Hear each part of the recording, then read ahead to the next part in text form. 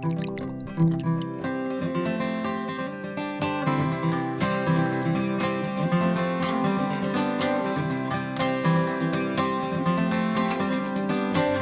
to whiskey kisses, the peaty taste of sin, an Edinburgh morning with the smell of... Greetings, whiskey folk, and welcome back to Drinking Out Loud. I am your host, as ever, Adam Bradshaw, and it is a wondrous honour and a pleasure to have you here in my dining room, actually, right now. For the first time, we're having one of our special guest presenters, not in the Strath studio, but right here at home, which is actually quite wonderful because it's 7 o'clock in the morning right now, which means I didn't have to walk all the way into town. So thank you very much for joining me. This is going to be a wonderful conversation with David Keir, the Sales and Marketing Director for none other than the GlenAllachie. Welcome to the show, David. Adam, thank you very much for having me. I appreciate you getting up early and tasting whiskey very early. I've been told by many a blender that early in the morning is the best time to be tasting whiskey. So absolutely. So taking that to heart. Thanks for having me. It's a shame I couldn't be over there in person, but we all know why that is, and we just need to keep mudding on, finding alternatives, and hopefully, all being well, we'll be back to the festival scene in Western Canada very soon. Absolutely. I wonder if we can go the whole tasting without mentioning the C word. That'd be quite impressive. Let's try our best. We'll go for it. So we met a couple of years ago now at the Victoria Whisky Festival, which hilariously is about halfway between here and work. I walk past it every day, at the Hotel Grand Pacific there. I have very fond memories of chatting with you in the bar on the Sunday afternoon after the whole thing had finished. And I think we were both felt like we'd just been smacked by a brick wall, but we're still very much drinking whiskey and enjoying ourselves. That was my first festival, Adam. Oh, wow. Victoria. I thought it was fun, and I'd heard so much about it. So it was a real pleasure to actually get out and be there in person for the first time. Only regret I have is I missed my seaplane trip because of the inclement weather. So I'll need to get back. I need to get back over again, and hopefully the weather will be kinder. Fantastic excuse to make the trip back out here, I've got to say. Absolutely. I haven't done it myself, but I've heard it's lovely. So I've heard it's lovely, and I've heard it can be buoyant. So I'm looking forward to it. If seaplane doesn't sound quite like your thing, we do also have helicopters. I can do it. I'll if the helicopter's on offer, if the plane's not flying, then I'll go with it. So the main thing is getting back over for the festival, and touch wood, fingers crossed that we can things will ease up a bit as time goes by. Yeah, absolutely. And we have heard now that the Victoria Whisky Festival will be happening next year, which is great news. And whilst it didn't happen in 2021, we're kind of actually having a little bit of a festival experience right now because we've been partnering with the festival. We've been selling their glassware off for charity and raising some money through some local independent whiskey clubs as well, which is something that's will be happening today as well. So thank you very much for your contributions, and also to Authentic for helping support local charities. We don't have a specific charity we're working with right now. We're actually, because it's the tail end of our program, we're actually going to be pooling it all and splitting it up between all of the charities we've already been promoting. So charities like the Backpack Buddies, who are giving food to hungry children over the weekends when they're not getting enough food, through obviously when they're not at school, they're not being given the school food programs. Other charities, mostly kids charities here in town as well, and food banks. And normally this is where I plug that we also have the glasses for sale, but we're sold out of them now. So if you want a Victoria Whisky Festival Glencairn, you've got to wait till next year. So that's another excuse for you to come back. Absolutely. I do collect glasses from the festivals around the world that I go to. Oh, excellent. And so it's I've got a Victoria one from 2 years ago. So yeah, need to get another one. It's funny. Truth be told, the last of the glasses we actually gave out at the first in-person tasting that we had back a couple of weeks ago. We gave everyone a glass and watched into the budget to do the donations. And as soon as we were finished, I knew that we had one more 6-pack left in the store. It's like, that's perfect. That means that I'll be able to get mine because I haven't set any aside for myself yet. And I'll be able to get a couple away for a couple of the presenters that haven't got one yet. I was planning to give yourself one.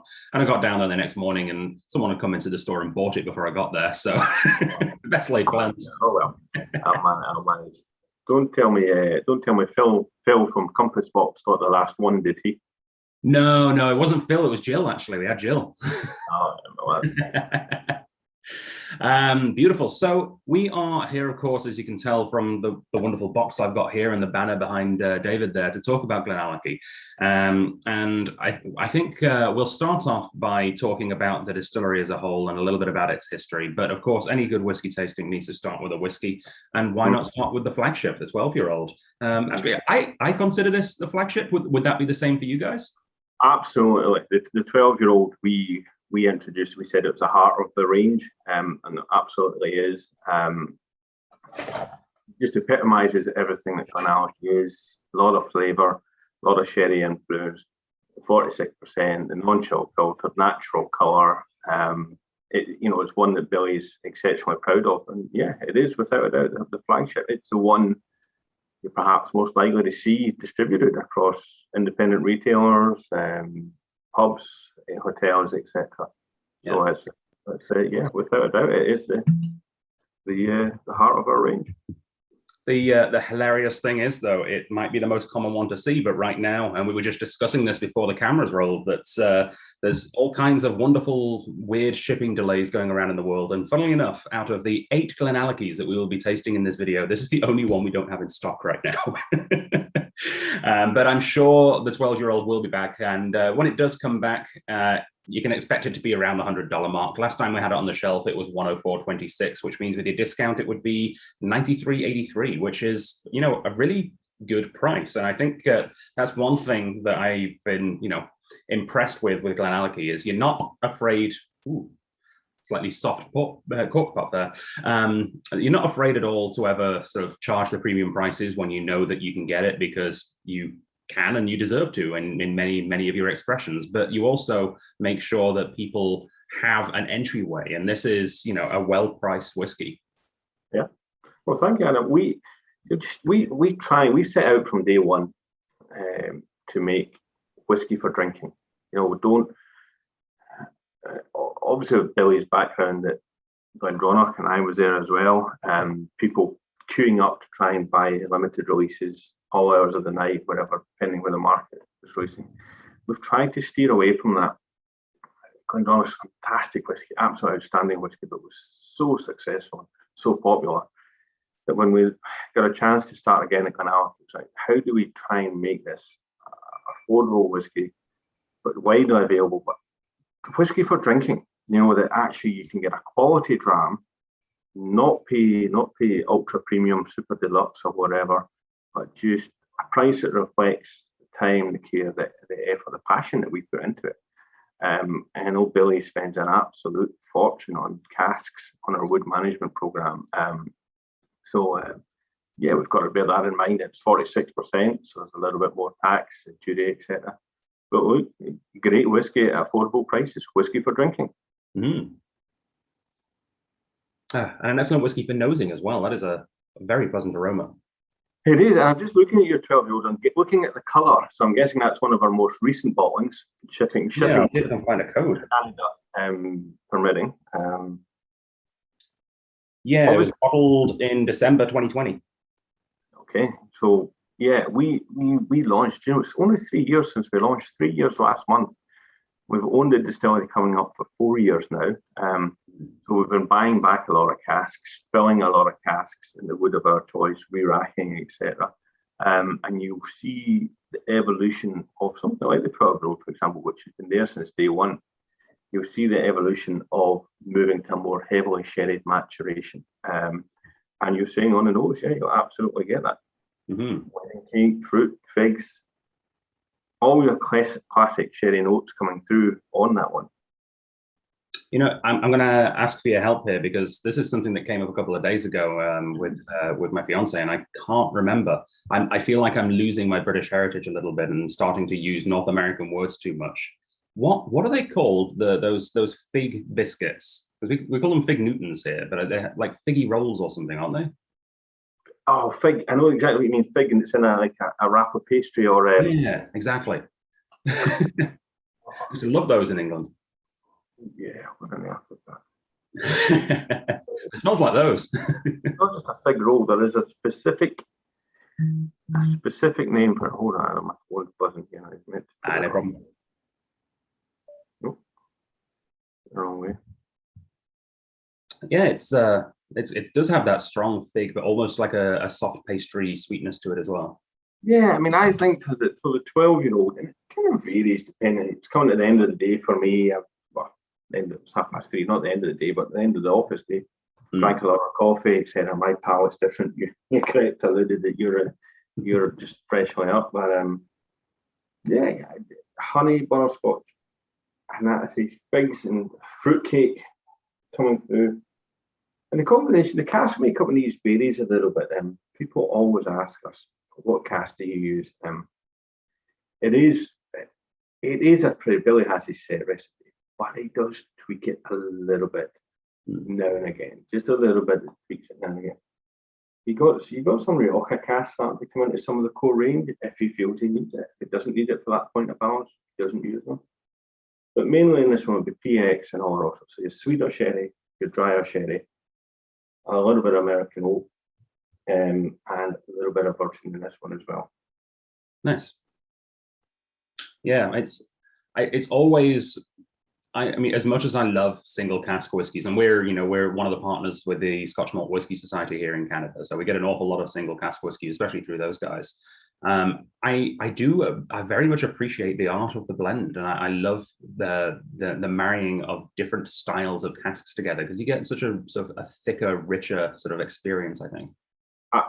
Absolutely, you cannot overestimate enough the art of blending, marrying the casks to make the sum greater than the parts. There is a real whiskey aficionado appreciation for single casks, and that's fine. That's all well and good, but it should never be to the detriment of the core range, where you'll see the true art of the distiller, of the blender, of capturing the essence of the distillery, keeping an element of consistency, and just always trying to make that next bottle just as good as it could be.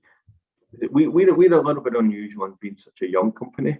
We're on this path of evolution. There's consistency, but there's change. Obviously, that's a bit of a contradiction. But you'll see, if you go to one of the early 12-year-olds through to the later, there's common notes. There's that common GlenAllachie DNA. For me, I always get it: honey, butterscotch, a little bit of mint. That tends to run through most of the expressions for me. But then you'll see, as time goes on, you'll start to see our cask maturation impact coming, taking hold. Yeah. And talking about you guys being a young company, let's talk about GlenAllachie in general a little there. And it's going to be, to people who aren't familiar with your brand, they're probably going to get quite confused at the idea that you're such a young company that, you've only been around for 4 years, yet you've got a 12-year-old whiskey in front of us. And I just want to point out that this is not like the Irish distilleries. You're not sourcing whiskey from elsewhere. This is actually from GlenAllachie Distillery. Absolutely, and it's worth, sometimes I forget people know their story and what they don't. So you're absolutely right. So we as a company were formed in October 2017 with the acquisition of GlenAllachie Distillery from Pernod Ricard. Pernod Ricard are, of course, the world's second largest spirits company. So that was unusual, for a small company or a new company to buy from a big. It doesn't matter what it is these days. The trends of mergers and acquisitions tend to be the other way around. Mm-hmm. So that was how our part of the story of GlenAllachie began. The distillery itself began in October 1967. It was finished. The first February 1968 was actually the first spirit run of one side of the stills, and then October 1968 was when the second set of the stills came in. So the distillery was built, as I say, back in the 1960s by the spirits arm of Scottish in Newcastle, McKinley McPherson. So they built it, and it was built by a gentleman called, the architect and designer was a gentleman called William Delmy Evans. GlenAllachie was the fourth distillery he had been involved in, and Tullibardine, Jura, Macduff, and then GlenAllachie was the fourth one. GlenAllachie was built from day one to be used in blended Scotch whisky. Okay, so it was always used in blended Scotch whisky, and obviously in those days, a key component it was used mainly in the Kinlets. As the decades go by, the mergers and acquisitions, which I just touched upon, Invergordon acquired it and actually closed the distillery briefly. Chivas Brothers acquired it from Invergordon, expanded production. I think it was in 1988, 89. Chivas Brothers in turn were acquired by Pernod Ricard, which took us right up to October 2017. By this point, it's being used. The distillery can produce around 4 million litres of alcohol. It can. It wasn't running quite at that, but it could. So that's a fairly big distillery. Bruichladdich, give or take 1 million. Glendronach, give or take 1 million. So you've got a big distillery. Still not available as a single malt. Used exclusively in blend. Still used exclusively in blended Scotch whiskies. Mainly Chivas Regal, Royal Salute, House of Campbell. But then a little bit of swapping and trading as the blenders do. Swapping casks with your William Grants, Diageo, etc., and so on. So then we came into the equation, as I said, in October 2017. We bought the distillery. The first thing we did was reduce production. We reduced production to, I think the first year was about 500,000 litres of alcohol that we produced. We started laying down peated whiskey. We stopped producing a blended Scotch whisky. We've got our own white heather, which I'll come to in due course. We basically just took this big distillery, closed it down, and made it into a craft distillery add-on. So we do lots of experiments. We do all sorts of activity out there. One good thing about having a big distillery running on takeover, fermentation times, for example, we've extended fermentation times to over 160 hours now. In fact, we've even done some experiments at 200,000. When you think the industry average is something in the region of 80 hours fermentation. So, we're up double that. And again, it's just because we've got the capacity to do that. As I say, a big distillery running on takeover. So in a few years' time, when we start having the spirit that you guys have actually produced yourselves, are we going to see a big change in the actual character of the spirit, do you think? I wouldn't say it's a big change. When we first, I should have been more clear. I should have been a little bit clearer. When we very first took custody, and Chivas guys stayed on, Chivas production people, they were really helpful to us. The whole company was. And we basically worked on that if it ain't broke, don't fix it. So we learned the distillery, all its little tricks, it's all its little quirks. Kenny, etc., was there working with us. And I think I should forget, it might have been about 5 months in, that we then started to say, right, we know our distillery, we know our new make. Let's start to try and extend the fermentation. Let's try this. So to answer your question, you'll not see a huge change. You'll just see a slightly different, bit more esters, maybe a little bit more flavour, a little bit more depth. We've been comparing the new make side by side. Whenever we do a change, we'll do our checks. Richard Beattie, our operations director, Billy Walker, my master distiller, do their checks, checking everything, just making sure that any changes take us in the right direction and are improving the quality of the new make. Always looking for more flavour. Everything we do, Adam, we're looking for more flavour. Yeah, but I guess one big difference that we will see is the addition of peat. Any plans to release a young peated whiskey, or are we going to wait a little while for those? We'll release it when it's ready. That's a good answer. That is actually, do you know what? It's coming up on us. We spend a fortune in casks, but we only use the best casks we can find. And it's coming on. I mean, our first peated distillation now is, I think it's 3 years, 3.5 years, something like that. So it's coming on. We'll keep looking at it, and who knows, maybe next year if we think it's ready, if the demand is there. The interest is certainly there. Everybody asks us. And it'll be twofold. It'll be the first peated from GlenAllachie, and then it'll be the first Billy Walker distillery as well. So there's two main areas of interest there. So never say never, Adam. But the main thing is, if the whiskey's ready, and we'll do it. Billy thinks it's not ready, we certainly won't. There's no need to rush. That's fair. And there's certainly a market for younger peated whiskies these days. As I think people aren't afraid to see a 5 or a 6 on a bottle anymore. Well, a lot of people are, but some people aren't. And I think we're starting to move in that direction a little, especially with the peated stuff, eh? Absolutely. It should always be, is it ready to drink? And and even for a company like ours, do you want to try it younger and then see as it evolves over the years? Mm-hmm. Port Charlotte, PC5, 6, 7, 8, the consumer got to taste the spirit as it evolved. Was it ready to drink at 5-year-old? Absolutely. So that's the main thing. Is the whiskey ready? Is it of the quality that we are comfortable with? Then consumers. Our market's so small. We operate in amongst a very niche consumer whiskey connoisseur, Adam. That I think they'd be keen to see it. And then if we put an age statement of 4 years on it, or 5, or whatever it is when we think, then so be it. It's ready. Yeah, no, fair enough. It's it's nice to see, I think, personally, because I like being able to. I like understanding the actual spirit of a whiskey, and you get much more of a better understanding of the actual spirit itself at those younger ages. It might not necessarily be the best the whiskey's going to be by any stretch of the imagination, but it's for me, it's all about exploration.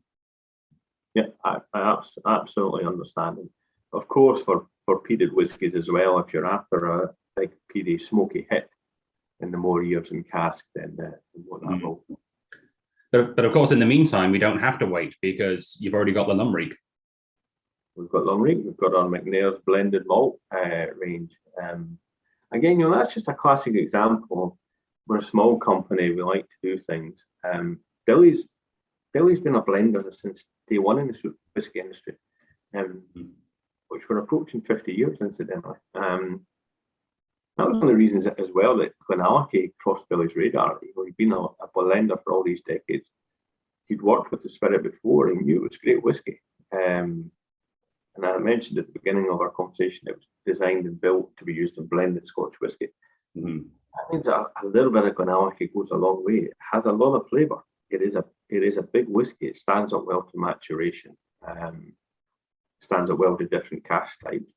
And with McNair's Lumreek, we blended GlenAllachie and another Speyside in with a couple of Islers.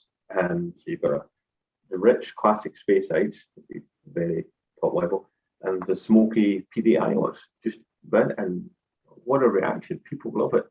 Even people, when we've been tasting it around the world, people say, "I'm not normally a fan of smoky PD whiskies, but I love that one." And I'm not just saying that with my sales hat on. They genuinely love the whiskey, and it's just that.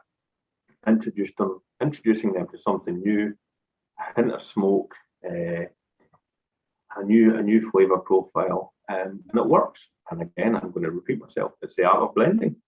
Yeah, absolutely. And it's just like we were saying with the difference between the single cask and the blended single malts. It's I think probably part of the reason that the Lumreek speaks to a lot of people that didn't know they like peated whiskey is because it's not just peat. It's got so much more going on behind it that's sort of giving it more structure. Absolutely. Absolutely. We've picked up a huge amount of awards. Our Lumreek 21-year-old picked up Best Blended Malt at the World Whiskies Award, and that's blind tasting. Judges all around the world buying it, and just that perfect balance. 21-year-old Islay whiskey is pretty hard to come by these days, and Billy was able to track some down and say we just married it in, extended the flavour profile with older GlenAllachie, bringing something new. Same with the 12-year-old. It's secondary maturation. Billy's blended it, filled it back to a variety of casks, let it marry at GlenAllachie for a year or more, and then done the final vatting and bottled it 46 or 48 for the 21-year-old unchill filter natural colour, and it hits the spot. I have what I call a session whiskey, whilst encouraging responsible drinking at all times. Lumreek 12-year-old is very much a session whiskey. You can sit down with your friends and have a good night and enjoy the bottle. Nice, beautiful. Responsible drinking at all times. Absolutely, especially at 7 o'clock in the morning. Absolutely. So yeah, we've got a bit of an outline now of what the history of GlenAllachie a little, and what GlenAllachie strives for, and we're going to go now into an interesting trilogy of whiskies, which I have to admit, we've actually had in the back of the store for over a year now, waiting for a special tasting to happen. We didn't know if it was going to be in person. We didn't know if it was going to be digital with yourself. But we knew we didn't just want to put these on the shelf, because how often do you get a chance to directly compare different types of wood? And I'm not talking, ex-sherry, ex-port. You get to do that quite often, but actually just the wood type itself. And this really speaks to GlenAllachie's precision, I think, is probably the best word in that sense. It's you're not just thinking about the big, the big headline. You're looking at everything else that goes into it as well. So I'm very excited to try these. We actually have 3. And I can pronounce 2 of them. So we have a French oak finish, and these are all 12 years aged. They're 48% as well, so a couple of percent higher than the regular 12. All limited edition. We've got the French oak, we've got a Spanish oak, so 2 different types of European oak. So we're not even just talking the difference here between like Quercus alba and European. We're talking different Europeans, and then we've got the one I'm not entirely sure how to say. Chinquapin? Chinkapin. Yeah. Nice.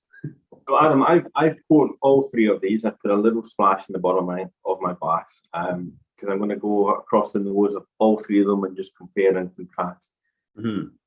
So I've touched on Billy Walker's, that's a master blender. He's with many decades of experience. He's renowned for his wood management techniques and skills, and the money he spends in casks.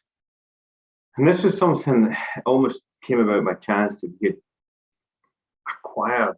sought out and purchased all these fantastic cask types, and we're all maturing, and we're tasting them and nosing them. And Billy comes to me and he'll say, look, this is ready, we should bottle this, or this is going to be ready, this might need another 6 months, this might need a year, whatever. And this one kind of came about.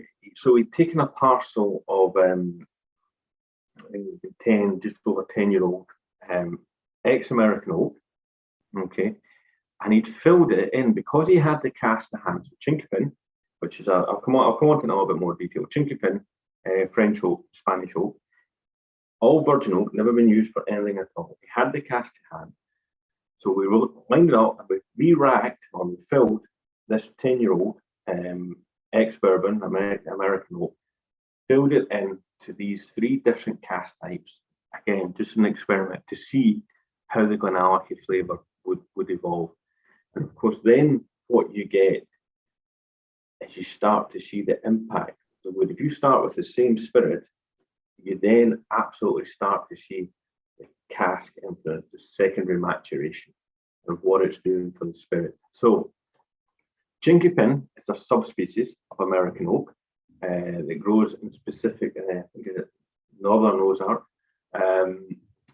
and it gives you a lot of vanilla, a lot of spice. Okay, the French oak came from near Toulouse on the southern side of part of the country, and the Spanish oak came from memory. I wish I'd read up these, Adam, what it actually said. We borrowed this last year. The Spanish oak came from, I think it's kind of the northwest of the country, so not too far from Toulouse, but a different species again. Okay, so you've got distinctive subspecies of American oak, the Chinkapin, and then you've got 2 distinctive kind of subspecies in growing areas of the French and the Spanish.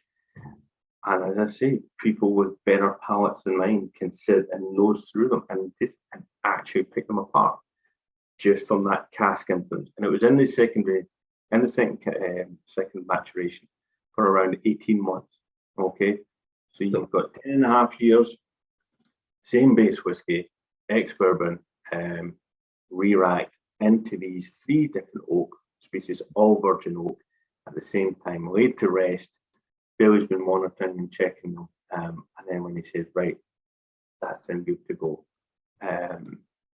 bottled them. And the other interesting thing with these is 48%. We bottled these at 48%. Billy just felt at a slightly higher ABV that there was just a little bit better point of balance between cask influence and distillery character. Yeah, it's kind of cost be damned. If the higher ABV is where it works out, then that's what we'll go for. So why don't we, if you wonder, we can have a look at these, the nose on them, the colour of them, the flavour. I'll get pouring. I just want to address, I know there's probably going to be a couple of people who are thinking, 18 months doesn't seem like a very long time in a finishing casks, but I mean, it is. I mean, an awful lot of finishing casks use a lot less time than that, but especially when you're working with virgin oak, the amount of flavour that you seep out of that fresh wood is like monstrous. Absolutely. Yeah, absolutely. So we're getting the point of balance out of them. You could leave it in longer and then the cask would start to take on more and more, and you would maybe perhaps lose your perfect balance. The experiment point of view of distinguishing between the Chinkapin, the French and the Spanish might be more interesting, but you actually, from a drinking and a balance point of view, you start to lose a little bit of that. I'll use that phrase all that term, balance. It's always about getting the point of balance, flavour, distillery character, wood influence, and making sure that they all sit in harmony. At the end of the day, doing a tasting like this is one thing, but if you actually buy a bottle, you need it to actually, be a good whiskey, not just be an experiment. No, exactly, absolutely. The other thing as well, the other thing to bear in mind with these, Adam, is these bottles have just been opened. This is just the pour. See, when you come back to them and they'll open up, the flavours will evolve as they get a little bit more exposed to air. So again, that's one of the wonders of whiskey, of spirits, that the flavour will evolve as you go through the bottle. Yeah, when you buy a bottle of whiskey, you're not just buying one experience, you're buying, dozens, because it will change as it oxidizes. It'll change depending on the time of day, depending on what you've eaten before or after, what other drinks you've got alongside. Absolutely. Yeah. Absolutely, definitely.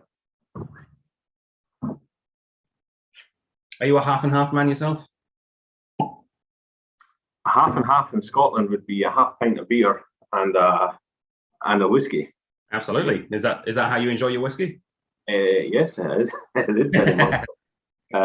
After I'd been a fan. Yeah, I usually go for an IPA. Trying to lose weight though, Adam, so I need to cut down. On the a little bit too much. Lockdown should have been good for me because it means I haven't been travelling so much. But yeah, but an IPA, yeah, I like a Pentland IPA and GlenAllachie 12-year-old, and you can get them in my local pub for £5, half and half. Oh, that's a great deal. I used to manage a wee pub. Daytime manager. It's in Edinburgh. My go-to half and half at the time was a black bottle and a Duca's IPA. Mm-hmm. I was a student. I couldn't afford the single malt. It's an absolutely fantastic. I love it. Actually, put me in it. In fact, it's Tuesday night. Normally, I go to it. Normally, I get together with my neighbours and we go to my local in Edinburgh, Chapters. So yeah. Are you in Edinburgh right now? Yeah. No, I'm in the office. I'm getting a lift back to the city tonight. Sorry, but you live in Edinburgh. I live in Edinburgh. Yeah. Oh, nice. Where's your local? Chapters on William Street in the West End. Oh yeah. We've got another one down in Leith Landing, Chapters Landing down in Leith. So no, independent free house, great selection of beers and whiskies. Great supporters of GlenAllachie. Yeah, they carry a good range for us. And when we launched, building distribution from scratch was challenging. But Chapters were one of the first ones to say, look, we'll order GlenAllachie 12-year-old from our wholesaler for each pub and get you going. I don't know if you remember Diggers from your days. I actually used to live a couple of doors down from Diggers. Well, Kevin at Diggers is a great support, Adam. He's got 30-year-old on the dram, and I think he's 21-year-old might be finished. He carries a great range, a great whiskey bar. So any tourist that's watching this, there's a great selection when you travel again. There's a great selection of whiskey bars and beer bars pubs across Edinburgh. So I didn't know how good I had it when I was in university. Second year uni, when I moved off campus, I was at Heriot Watt. I was living on Angle Park Terrace on the top floor. So I was just literally in the same building as Diggers, and I could see North British from my window. That is a great pub to have on your doorstep. Right? Yeah, absolutely. But I worked at a pub called the Royal Oak, which you might be familiar with, over on Infirmary Street. Mm-hmm. Yeah, I know the Royal Oak. I'm not in there. Mentioning Scottish and Newcastle earlier, they were the owners. There you go. It's a small world. Aye. Small world. So we've poured a 12-year-old. I've just done them alphabetically: Chinkapin, French, and Spanish. I was trying to remember. Billy did an online tasting on these. I was trying to remember which order he did. I think he possibly left the Chinkapin to last. But do you know what? This is the way I poured them from the left: Chinkapin, French, and Spanish. So right. Why don't you have the colour? Why don't you have a look at the colour, Adam, and see? Got a white backdrop there. I'm going to see if you can see anything. Yeah. The Spanish is maybe got a little bit, not much in it, I would say, in the colours. They're all got that kind of light golden bronze. If I'd been more organised, I would have read Billy's official tasting notes beforehand. I would say golden bronze. So the colours is broadly similar. Looking at the bottles, you can maybe see the Spanish is maybe a little bit darker than the French and the Chinkapin. It doesn't really come out in the glass because there's not as much depth in it in the liquid. But I'd say the Spanish is just a hair darker. It's almost the same sort of hue, but just a little bit sort of deeper. Absolutely. So, and just on the nose, I think I might put a little bit of water on these as well. But starting with the Chinkapin, it's possibly just because I've been talking about it, but I'm getting a little bit more of that spice and definitely in the vanilla.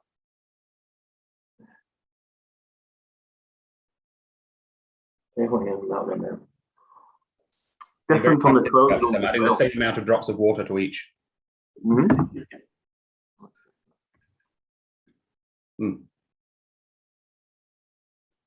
All right.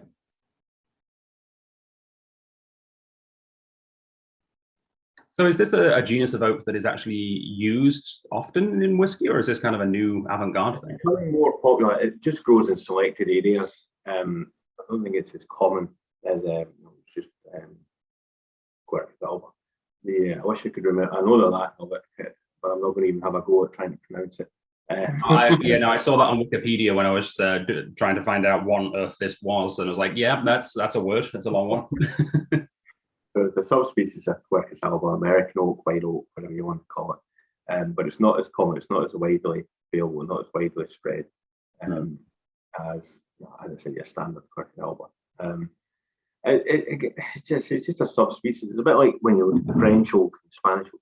Subspecies just in different areas, and it's as much the area where it's growing. How much sun is it getting?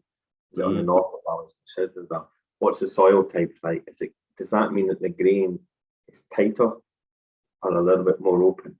It's all these kind of little subtle nuances that start to give the flavour profile. Look, I'm not going to sit here and blow smoke. People with better palates than mine can pick these up and go, that's the Chinkapin, that's it, that's a French, that's fine. And they can pick on, Billy can do that, some of my colleagues can. I'm not blessed with such a distinctive palate as that one, but I can certainly get on the nose different flavours. I just haven't put that a few drops of water.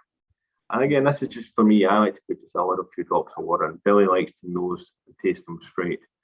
That again is the art of I was going to say the art of blending, but that's more just about individual preference. I'm definitely picking up that there is a solid difference on the nose between the Chinkapin and the French. Is the two I'm comparing right now. Absolutely. It is hard to describe what that difference is. I want to say that I don't really understand what I mean by this myself, but I want to say the French smells more powdered somehow.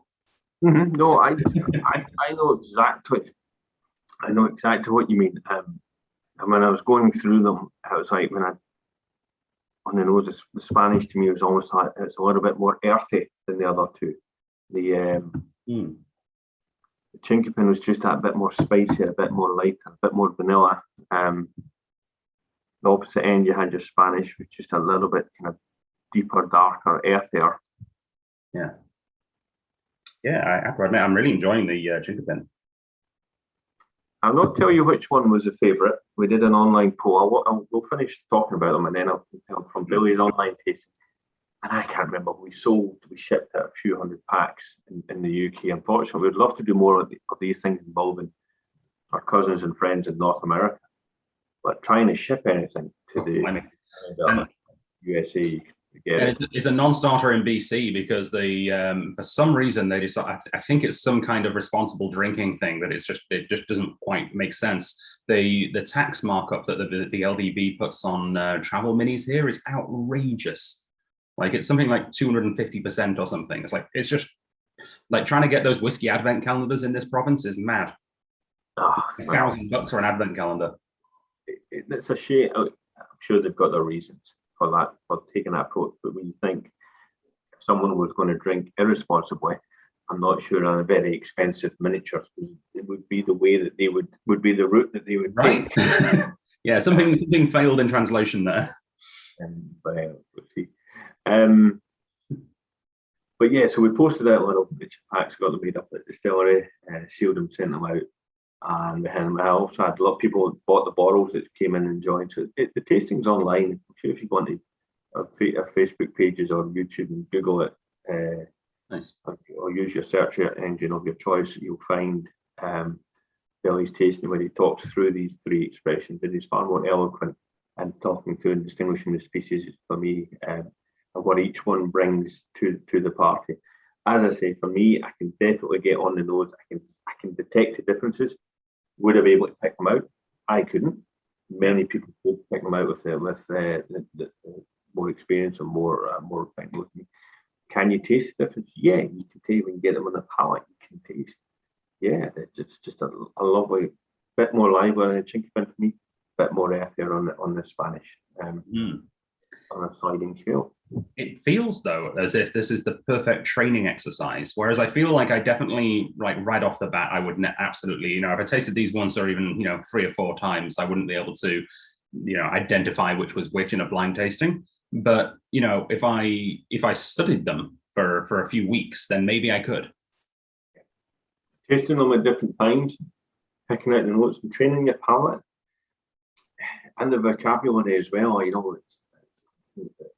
When you taste, you get a note coming through, and you're like, "Oh, that is," and you know exactly what it is, but it's pulling the word, pulling the flavour profile, so that you can describe it to your audience. And that's a skill in its own right as well, Adam. So you've got to train your nose and palate, train your brain, pull it all together. This is something that I tried the French there, and it's just a little bit drier coming through just at the back. I think of the 3 that I've tried, I would probably say, I know from previous experience, I was a fan of the Chinkapin. But tonight, the Spanish is the one that's actually funny. I was just thinking myself that I think I have a slight preference towards the French. There is a wonders of whiskey. There's a wonders of whiskey. So this was a limited release we did, shipped worldwide, and I think people have actually bought into what we were doing, what we were trying to show.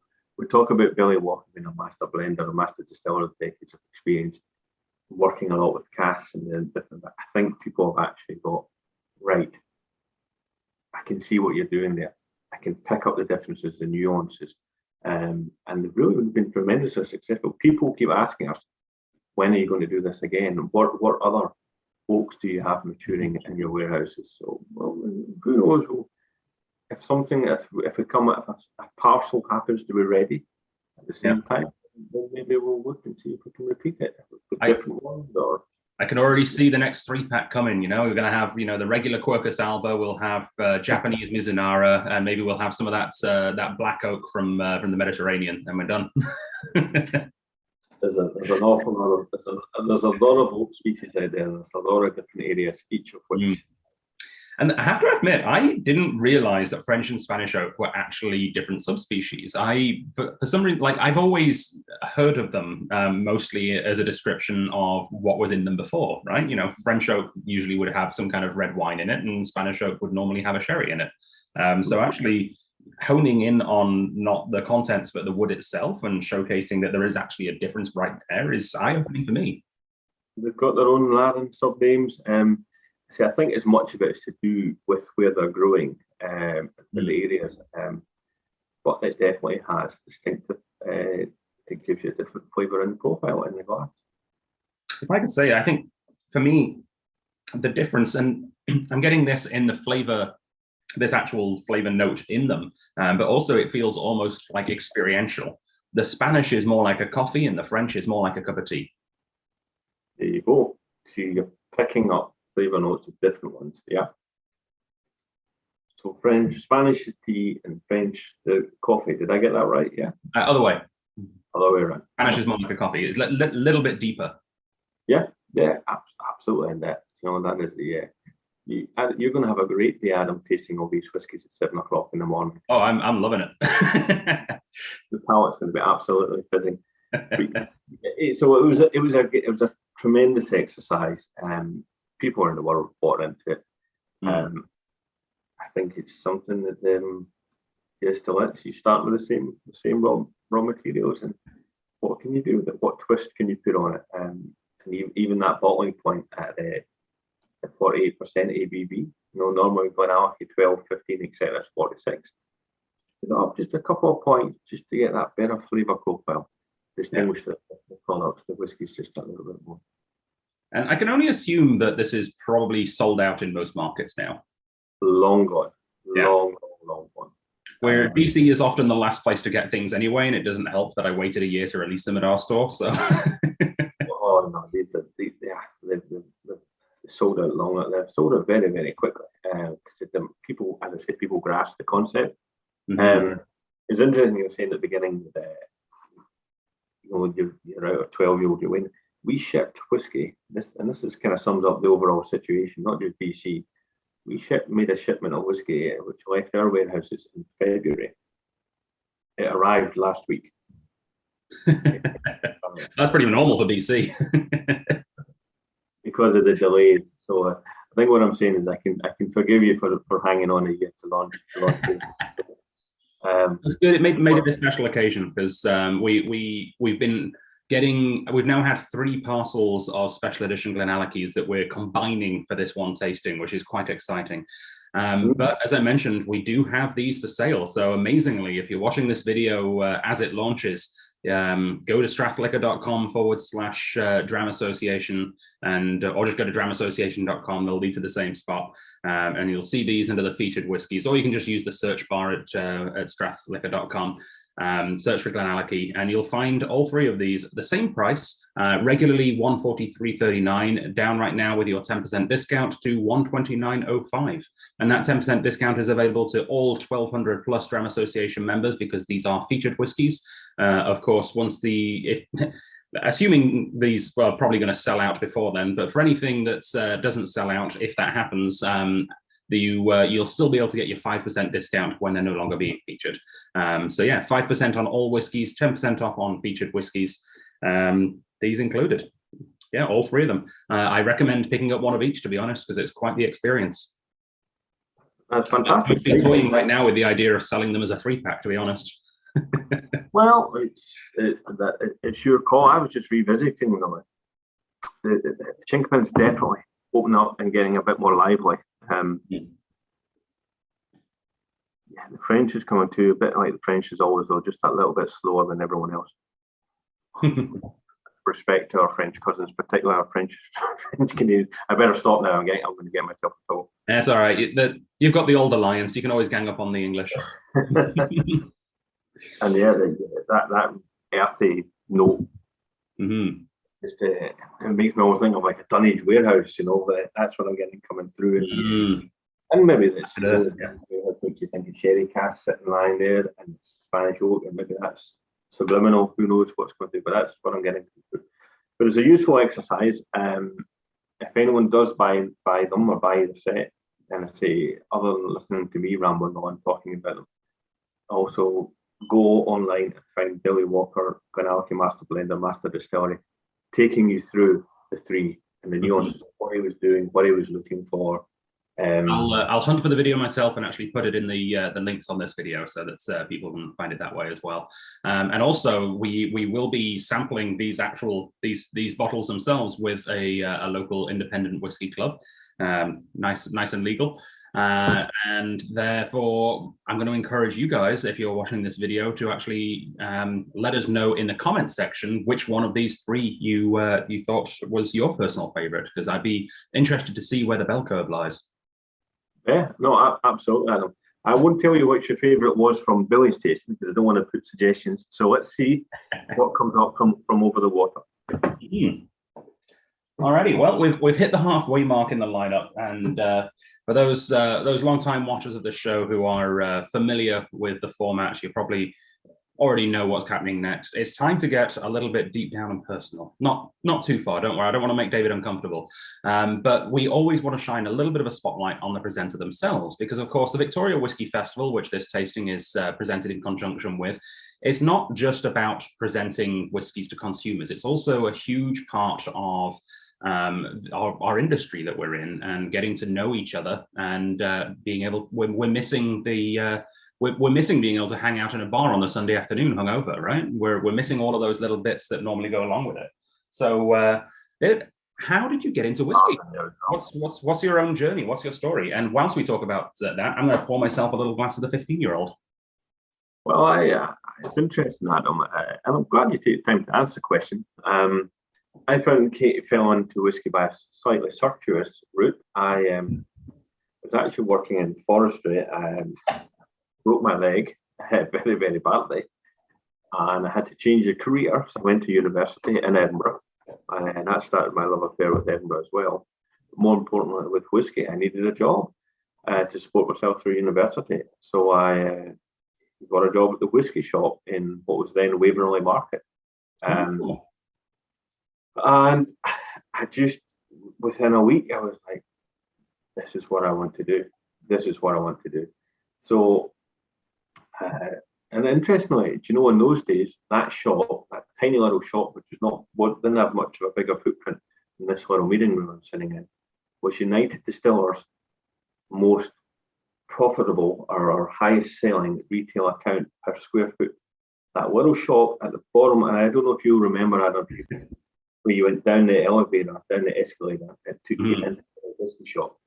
That was United, and I shows you how many years I go back when I'm calling it United Distillers. This is before Diageo. This is slightly embarrassing because I only lasted a week there, but my first ever proper, not under the table job was at the McDonald's right nearby. Well, there you go, right at the end. So I fell in love, and I then, as part of my university course, I managed to engineer a work placement and at that, the merger had then happened of the Guinness and Grandmet. So Diageo had formed, United Distillers, International Distillers and Vintners had formed, called UDV, United Distillers and Vintners, which was the spirits arm of Diageo as we know it. So I did a year in their office in brand change, which was new product development. Fascinating, great company. And then the whiskey shop came back to me and said, look, do you want to, we'd love you to come and join us as business development manager. And I thought, you know what, the way I was going with Diageo was to be more kind of processed and driven in development, whereas this was talking about whiskies and engaging with people, which is what I'd fallen in love with. So I left and went back to the whiskey shop, became retail manager, business development manager, eventually the buyer for the group. Of course, there's a whiskey shop down the coast from you, right down in San Francisco, set up by Paul McGinley, so I helped him a little bit. It was great fun, great time. I won't sicken your audience by telling them how much we could buy Ardbeg 30-year-old for off the shelves, what a retail for, or Port Ellen 1978. It was a great time to be a whiskey drinker. If I had a time machine, never mind Never mind real estate or stocks and shares. I know where I would be going back and buy. But it was a great time. And then I moved from whisky shop to Bruichladdich and Aaron's UK distributor, and then directly to Bruichladdich, and then to Ben Riach. And of course, I'd known Billy Walker through my whisky shop days when I was a buyer at the group. I'd known Billy Walker then, and then I got a chance to work with him directly at Ben Riach. And then 2016, the Brown-Forman acquisition happened, and we stayed around, and an opportunity at GlenAllachie came up. October 2017, the new company was formed, and Billy kindly asked me to join his team and lead the sales and marketing side of it. So very flattered, hugely honoured, and just to be in at the beginning of something like this was a great opportunity, Adam. So I started as a sales assistant, a part-time sales assistant at university. I knew this is what I wanted to do. I'd fallen in love. Now I get the pleasure to be the role that I have. So it just goes to show you never know what's around the corner. Yeah, and I have to admit, I didn't know your actual title until we were preparing for this video, because as much as I'm sure in the background you're very much a sales and marketing director, but to the audience you're very much a brand ambassador, and that's kind of how it feels like you're presenting. We're a small company. There's no, it's milk. I mean, I had a call with the US yesterday about potentially doing some trips out. We don't have a brand ambassador yet, but I love talking about whiskey. You don't need a brand ambassador. We've already got you. Don't ask me for huge in-depth tasting notes and analysis. I know what I love. I love drinking whiskey with friends and acquaintances. I love talking about whiskey. I know what I like. I know what I don't like. And it's a great job. We're a great company. I'm very, very lucky to have the role that I do. Talking about what you like and what you don't like, I have to say, I'm liking this 15. That's pretty clear, isn't it? 15 was the first kind of indication of, so this came out, I think we launched in July 2018. This came out, I think it was August 2019. So Billy had been working on it almost 2 years. And when we bought the distillery, Adam, we had something like 32,000 casks of whiskey. We've been buying more back. Billy's been building a stock portfolio, buying in more sherry butts. We've been re-racking more, etc. This, when the 15-year-old came out, was the first kind of indication of this is the journey that GlenAllachie is on. Bit more sherry maturation coming in across the core range. So I think from memory, there's PX and all also bogs and punches, and there's the 2 sherry types, 2 cask types. Some sherry butts have been re-racked, some that are 100% maturation. It's a real art of a blender, taking all these little subtle differences on you, finding them. I was going to ask if there was more PX in this one, because it reminds me of one of my favorite whiskies from Billy and yourself's old portfolio, the GlenAllachie PX cask. There is quite a bit of PX. Billy loves to work with PX, and also.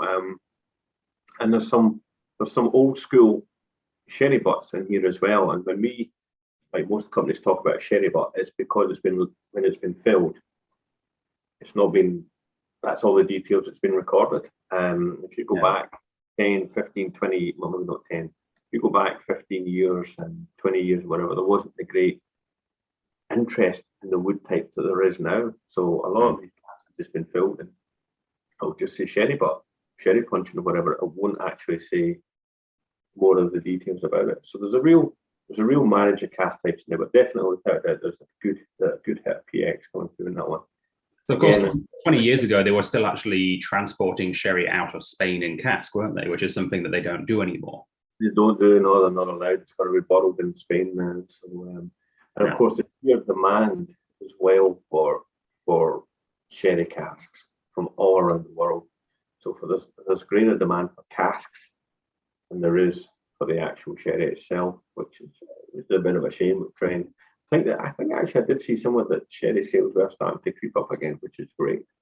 So there's a bit of seasoning going on, but when you talk about seasoning a sherry cask as well, there's seasoning and there's seasoning. And I talked to a reference as well about how much belly spends in cask. You can do it for longer. You can do it a couple of times, or you can just throw sherry in it to take the worst of the tannins out of the oak, class it as a sherry cask, and then use it. It all depends how much money you want to spend in your cask and what kind of product you want to end up with years down the line. So Billy has a saying, it won't disappoint. He has set the bar pretty, pretty high. We work with good sherry makers, good cooperages. We spend a lot of money in sherry casks, an awful lot of money. And hopefully that shows in our whiskey. And the longer this time goes by, you're going to see that more and more coming through. Yeah, no, that stands to reason. So the 15-year-old has recently reached our shelves over here in BC. And if you haven't managed to try it yet, viewers at home, I very much recommend it. It's also wonderfully priced, just like the regular 12-year-old. I believe this is a core expression. This isn't a limited thing. This is something that's generally available, and hopefully we'll get a pretty decent restock of this in BC as well, and be able to try and keep it on the shelves. Normally this is $156.43. Right now, with your 10% discount, it is $140.79, which means it's less than that $10 a year mark that I know a lot of people measure whiskey by over here. That's fantastic, Adam. See, when I just went back and nosed against the 12, just side by side, I had a little similar cask makeup, classic GlenAllachie DNA, but just that extra years in cask, slightly more of a sherry hit. Yeah. You're talking about figs earlier on, which is in my head. It's just a lot deeper and a lot richer what I'm finding on the palate in the 12. Just getting that benefit of a few more years and slightly different cask makeup. Nice. So moving on now to another pair of whiskies that we're going to do a bit of a compare and contrast between.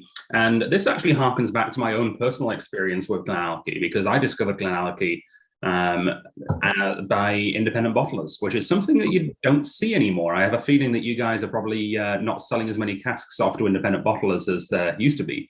But I've had many wonderful GlenAllachies from, I think Duncan Taylor was maybe the first one I had, and we've had some Scotch Malt Whisky Society ones. One that stands out, we had one called Andalusian Gazpacho, which was bottled for the Speyside Festival a few years ago. Oh, absolutely wonderful. So I know that I really enjoy GlenAllachie at cask strength and single cask, and we're about to see what the official bottlings are like when presented in that way. Because we have a 2009 Sauternes barrel, and we also have a 2005 Madeira barrel, which is a pretty cool pair of drams. And whilst I pour these, there's one cheeky last question that I need to ask yourself, David, that we always ask our guests. Outside of anyone that you currently or have ever represented, so we're not including the store in that, because that would limit you quite substantially. What would you say your favourite distillery is? Oh, without a doubt, I'm going to say Lochbu, one outstanding whiskey. If I'm not allowed to name anyone I've been directly working with before, or to company with, I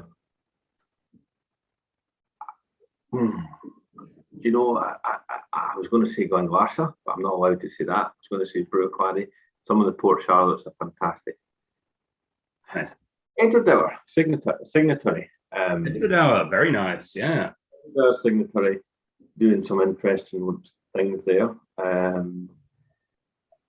Yeah, I like some independent. I like independent bottling. Because it's good to see the bits and pieces, things you can't pick up. Gosh, what else is out there that I would go to if I walked into a bar? Lafroig. Yeah. Partial to a Lafroig. I think when you're looking for if it's maybe at the end of the night, you're looking for a nice dram to sip and savour. Not all hotels or whatever have the best selection. Can't go wrong with a Lafroig. Great whiskey. It scratches an itch that many whiskies can't. It's a very specialized sort of flavor profile, isn't it? Well, absolutely. You know, one I want to try, and I need to speak to our American partners, Impex. Milk and honey is really. I've tried one or two at festivals, but it's been kind of fleeting. I'd actually like to properly try that. So maybe if I actually hinted at this at the outturn because it came up in some of the trivia. I was talking about Jim Swan, who of course worked with Milk and Honey, and I teased that the Dram Association will be seeing some Milk and Honey at some point soon. And I can actually, I may as well just go ahead and reveal it's going to be one of the whiskies that we present in an upcoming tasting because we've just actually brought in, I think 16. I went a bit mad. I think 16 of that boutique whiskey company's independent bottlings. Milk and Honey is one of them, so I'm looking forward to trying that myself. Oh, fantastic! See, they were talking about independent boutique, yeah, and they've got a pretty eclectic range. They've got, gosh, you name it, they've got all sorts of bits and pieces there. Glenromack, that's another good whiskey. But you know what? See if I could, and I have worked with it. I think GlenAllachie Torfra. GlenAllachie Torfra is a great whiskey. GlenAllachie is one of my absolute favorite distilleries, I have to say. I love pretty much everything I've ever had from them.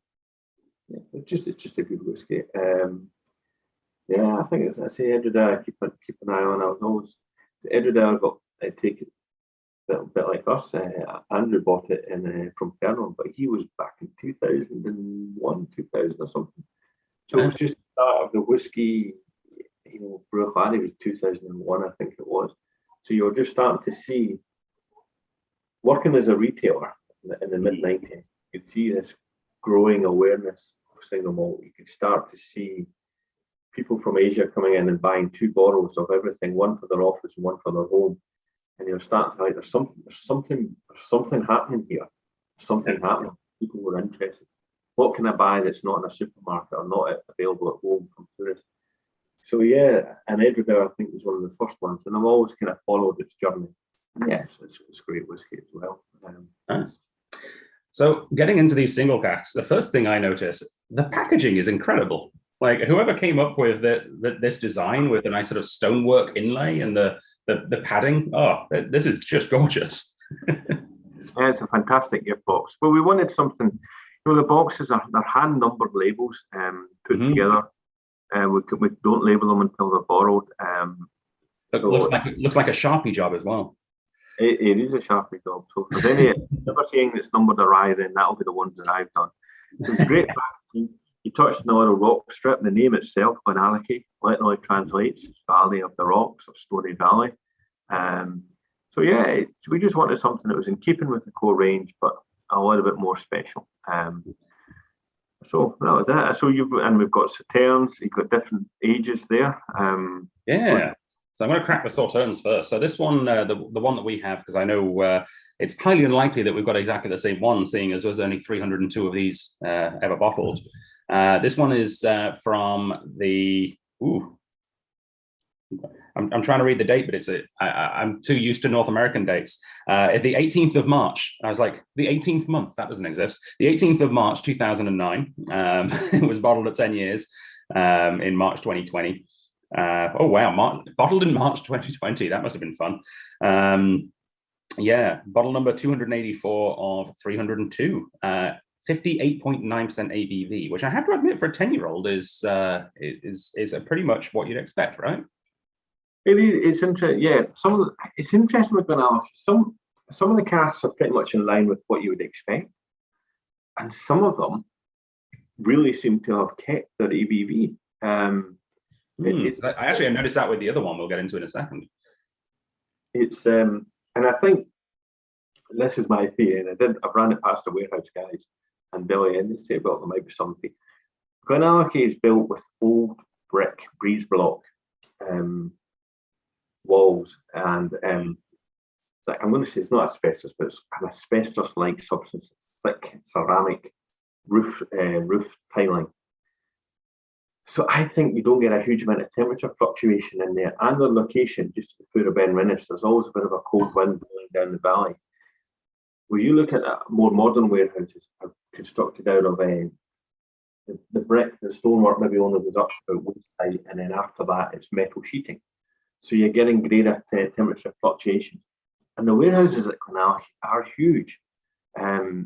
We've got 100,000 casks, not all GlenAllachie, but 100,000 casks maturing on site. So with that warehouse design, you get a really cool, consistent temperature. And I think that's why, and depending where it is in the warehouse, some of the casks have really kept for ABV. Like this 15-year-old I've got in front of me, or 16-year-old that I've got in front of me in Madeira, is over 60% ABV, which is quite incredible. But it's just it's interesting the way the ABVs, some are what you didn't anticipate and some of them a little bit higher. Yeah. So we're starting with your Sauterne. So talk me through your Sauterne, Adam, the one that you've got in front of you there. So the funny thing on the nose, I know we were just talking about a distillery with the same name, but the milk and honey concept is exactly what I'm getting on the nose there. It's sort of creamy, it's sweet. It almost reminds me of dipping a hobnob into some like sweetened hot milk. No, definitely. That's absolutely delicious, actually. It's funny going from the 15-year-old, which is a sherry hit, to something that's a little bit more delicate as the Sauternes. But you're getting that sweet honeycomb. Almost in my mind, I grew up on a farm, and it's like when kids used to raid the beehives, and you pull out the honey and it would be dripping. And that's almost like when I'm tasting the Sauternes. And it's a slightly higher ABV. One of the things that always kicks me in with the Sauternes, is sort of peaches and nectarines and that kind of fruit. Yeah, even mango. Yeah, that's very pleasant. I'm drinking that maple syrup. Maple syrup, very Canadian, Adam. Very. I've been here too long. No, I'm definitely getting honey and beeswax. Yeah, and I get when you start to talk about the fruit coming through, and I was going to say peach. It's not peach. It's not peach. It's a little one. Just underlying, it's a little bit of tropical fruit coming through there. But it's fantastic, and it's just it shows the impact of the wood. Just taking it in a completely different journey from the PX dominated of the 15-year-old. It is astounding though that it still has that GlenAllachie DNA. It doesn't feel like a complete diversion from the 15. This is it again. That's the art of blending, knowing just when to bottle it. All our single casks, whether they get bottled as official GlenAllachie release, like the ones you're trying there, or occasionally a customer exclusive, maybe Germany or China or the UK or whatever. Can we get one cask to ourselves? Here's what we're looking for. Anything we bottle is, I think that Billy has said, right, look, that's good to go. These ones are not ready yet, so nothing will be happening with them. So it's very, very, very hands-on, and it's one of the advantages of being owned by Billy, but also all the casks being at the distillery. It is totally on top of everything. What can go there and what's ready, what's not. We're hugely fortunate position to be in. Nice. Very much enjoy that. I'm going to crack into the second one as well, because I know that you're probably itching to get back to Edinburgh, and my taxi can wait for a while. I'm enjoying the chat, Adam. Well, truth be told, I'm on a slight time limit as well, because whereas this is, as you can see from behind me, my whiskey tasting room, on the other side of the camera is my fiance's big computer, and she's definitely got a work meeting in half an hour. So working from home is both a benefit and a bane. Exactly, especially when you're in a tiny wee place. So how long have you been in Victoria? Oh, 6 years, I think now. Very good. And what took you from the UK across the water? My ex-wife. Right. Although, funnily enough, it went via Australia and New Zealand first. All travel. So left England when I was 17, moved up to Scotland, left Scotland when I was just about 21 to New Zealand for a couple of years and Australia for a couple of years, and then over here.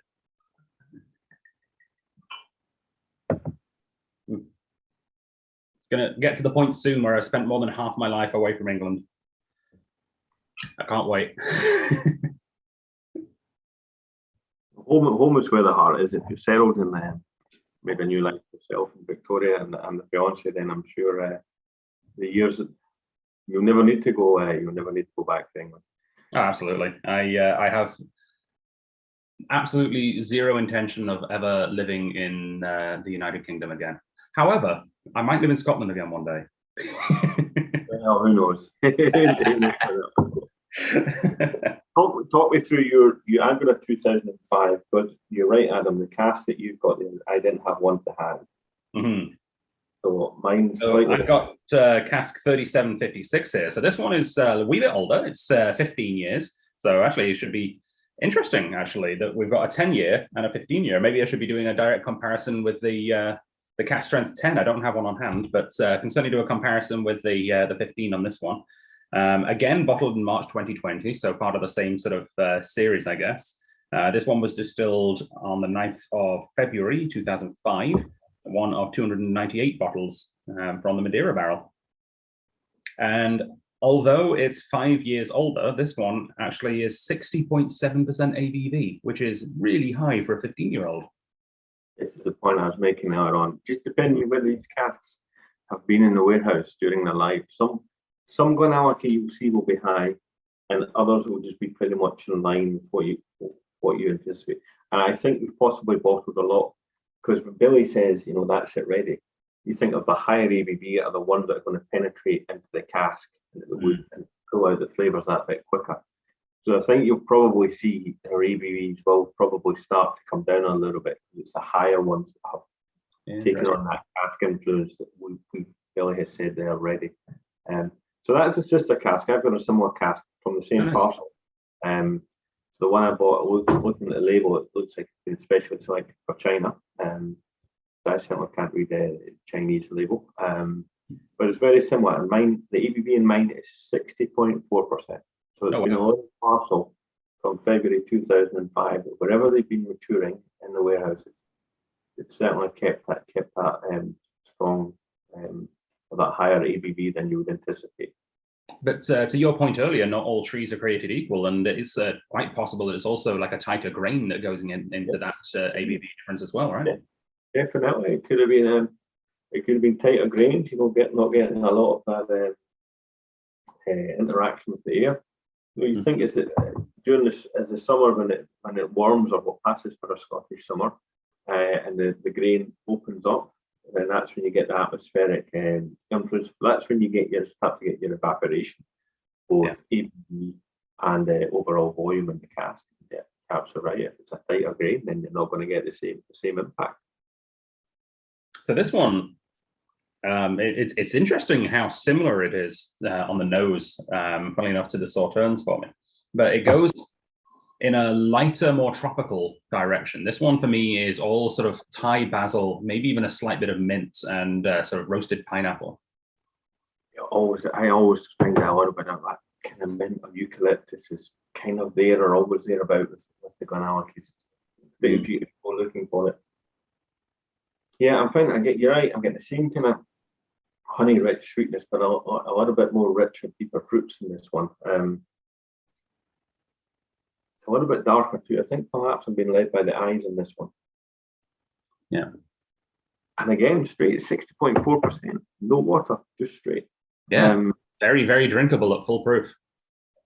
Which is unusual, which is unusual. That's one of the things I distinctly remember about that SNWS GlenAllachie, the Andalusian Gazpacho. It must be something about the core makeup of the spirit that just works well at a high ABV. Yeah, it could be. Again, I say the distillery was William Delmy Evans, the fourth one. Designed it for a little to go along with. He designed it to have a big, rich, full-bodied spirit. And as well. I'm reading Billy's tasting notes for this one. Waves of apricots, peaches, plantains. Plantains are species of banana. Mm. vanilla honey, and there you go, a hint of mint. Nice. Again, a hint of mint. I definitely get that apricot acid fruit, apricots, peaches. Not sure getting the plantain one too, but that's mine. Well, we've tasted what 5, 6 whiskies already here. So, well, I mean, that's the beautiful thing about whiskey anyway, is that everyone's experience is going to be completely unique. I mean, Billy might literally taste plantains, you might not, and that's completely valid. You might taste something that Billy doesn't taste. Absolutely, it's a benefit of everyone's palate, and you touched on it earlier as well, Adam, when how fresh is your palate, what have you had for lunch? I've overindulged in coffee today, so that'll be a little bit subdued. I've heard coffee can be used as a refresher for the palate, though, but probably not if you're having it with cream and sugar. I don't have sugar. No cream and Earl either. You know what? That's a great selection of whiskies that you put together for us to try. Isn't it? And the fun thing is, these are actually also available to purchase. So for those watching along. Also, I should mention that this is going out as a YouTube premiere, which means that we will have a live chat that people will be able to. I'll be talking to our viewers in real time in a text chat. So hi to everyone in the live chat. It's great to see you all. If you have any questions for myself or that you'd like me to pass on to David, please let us know. I'd love to know in the live chat which your favorite of the 2 single casks were. I don't think it's a cut and dry answer. I mean, a lot of people would be thinking, oh, well, the older one is always going to be people's favorite. It's not. I mean, we both know that's not necessarily the case. It's age is never a true indication of quality. And I have a feeling that this is going to split the room between these two. There are a very small amount of these available for purchase at stratliquor.com right now. And I say very small amount because these are actually in 4 packs and we could only get 1 case. So, and we've already opened 1, so I think there's 3 left of each. So you can get the 2009 Sauternes cask, normally 188.61, but for you guys with a 10% discount, it's 169.75. And the 2005 Madeira is normally 246.87, and for you guys at the 10% off, it is 222.18. Yeah, great deal for some limited edition single cask GlenAllachies. And talking about limited edition GlenAllachies, that leads us perfectly into the grand finale today, which is a whiskey which I am absolutely honoured to be presenting. Only 1 case of this came into the province. I hear internationally this is like gold dust trying to find. It's already sold out in most of the major retailers around the world. And we got this because of our inclusion and our involvement with the Whiskey Festival. So we're very, very grateful to James over at Authentic for working with us on this one. Yeah, this is a special bottle. How often do you get to try this one in a tasting, David? This is the first time. Yeah, nice. So, I have tasted it, but it's so good. I don't even have I have a sample from one of Billy's samples from when he was putting this bottle in together. So you get the nice. Well, I'll show you what the packaging looks like then, because it is quite gorgeous. It's actually the same sort of style of box as the single cask ones, but in this lovely sort of velvety green, and a nice sort of green rocks down the middle. This is batch number 1 of the GlenAllachie 21-year-old, which is bottled at cask strength. So this is a very, very limited edition, very special whiskey. 51.4% ABV at 21 years old.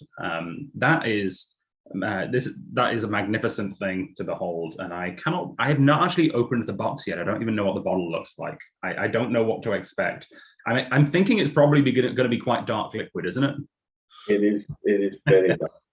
All right. You know, there'll be people watching this thinking, "Oh my gosh, he's actually going to open it," because these proverbial hen's teeth. Do you know what's interesting? We started doing the reason we do the 21-year-old, 25, and single cask in a 4-pack is to try and allocate them. The demand is so high that was to try and spread it out that people could get, trying to make the same amount go a little bit further. So that was the rationale for packing things in cases of 4. And speaking of it being a 4-pack, so part of the deal was that we were allowed to have this is that we will also be holding a bottle for other promotional purposes, maybe a festival down the line, so that more people can get to try it. So I believe, and I'm not confident right now, it's either 1 or 2 that we're actually allowed to sell to customers. So I will be doing a bit of a draw. So rather than going to strataliquor.com and trying to buy this bottle, you'll be going to strataliquor.com, going to this bottles page and buying a ticket for $0, and your name might be drawn to be able to purchase it, because I have a feeling there's going to be a few people after this. Adam, I got inquiries from Canada about the 21-year-old, a lot of them, and I had to direct with the authentic, and I also had to say, they're talking, there is a handful of bottles heading to Canada, I can't comment on where they're going to go. You just need to speak to authentic. I think we have the only 2 that are going to be for sale in the whole province of BC, and I think the only other province that got any was Alberta, and I think they've only got 1 or 2 cases. I can tell you, yeah, that's exactly. There wasn't any. It went to the east. It was so limited. So on the western. Crap. Yeah, that's a color. I love the black labeling as well. The black and gold. Wow. I feel like Owen Wilson is there. That is quite something. You know what? I've been using the mini Glencairns, and I have a mini Glencairn right here for it. But excuse me for just a second, because this one deserves something a little bigger. Not that I'm going to be pouring more, but it needs the crystal cut version. And this is actually the special edition from the 2020 Victoria Whisky Festival. Last time I saw you. Oh, fantastic! All right, let's pop this one open then. The unbottling, the moment when we make a lot of people very jealous on the internet, but also probably very confused, because I know there's a lot of people that are thinking, Adam, why are you opening this? You could just pack it in your suitcase, take it to Scotland, and sell it for twice the price at a what are those things called? But we're not allowed to have here, auction. It's a real auctions are. I'm going to say funny, but they're not.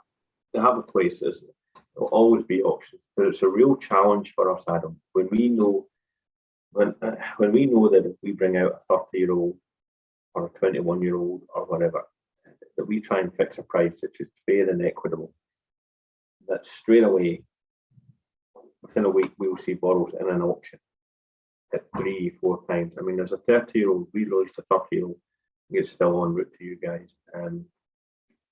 We sold, I think from memory, it's £475. It's now £1,600 in auction. Yeah. Pricing is we try and stick to our mantra of whiskey for drinking. Anyway, I'm off on that tangent. We shouldn't be talking about it. We've got 21-year-old batch 1 here. You've got the real McCoy, and I've got a sample drawn from Billy when he was putting this together. That the depth of flavour, and the longer it's been, I don't normally swirl whiskey in my life. I'm going to give that a little just to let it open up a little bit. This is, the whole the whole idea that whiskey is liquid nostalgia, right? And the whole sort of the link to your past through sensory experience. This reminds me of a specific experience of baking mince pies with my old Cub Scout troop. And our Cub Scout leader decided to let us use a little bit of brandy in the mince pie mix. And we might have poured more than just a little bit in there. But that is sometimes the best tasting notes is it's not you're picking up honey or apricot or whatever. It's like when I said earlier on, I think it was the 15. It's taking me to when I was at terms when I was a kid and opening up a honey hive and seeing the honey dripping off the honeycomb. That's where it took me, and it was fascinating when you're saying the same for the 21-year-old. It just makes me think of my old gran's rich fudge cake. Nice. It's just fantastic. You just knows that, and it just keeps going and going. It's like I had a marmalade from a farmer's market in New Zealand once that was made with mandarin and yuzu peel. It's reminded me of that as well. It was like a thick molassesy marmalade. I think I'll be putting this one back in a little bottle and taking this one home to sit with me again. Yeah, you should do that.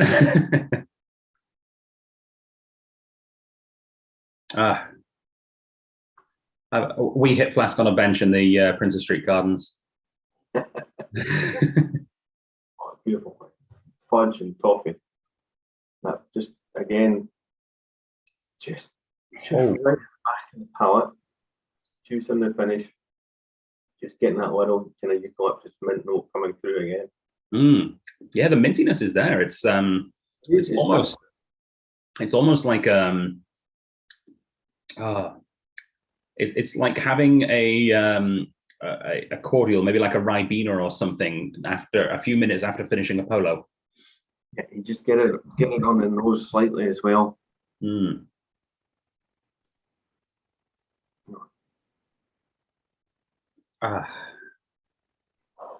It's one of those things where it's both dried, rich fruits, but it's also kind of tropical, and you're not quite sure whether this should be encased in pastry or wrapped in a banana leaf. It is absolutely full-on wedding cake. Oh, the rich raisins, currants, berries coming through. It's the bit of the wedding cake where you add a little bit extra of the booze and the sugar to try and keep it for longer. You know, the bit that they traditionally keep for the baptism of the first child? Yeah.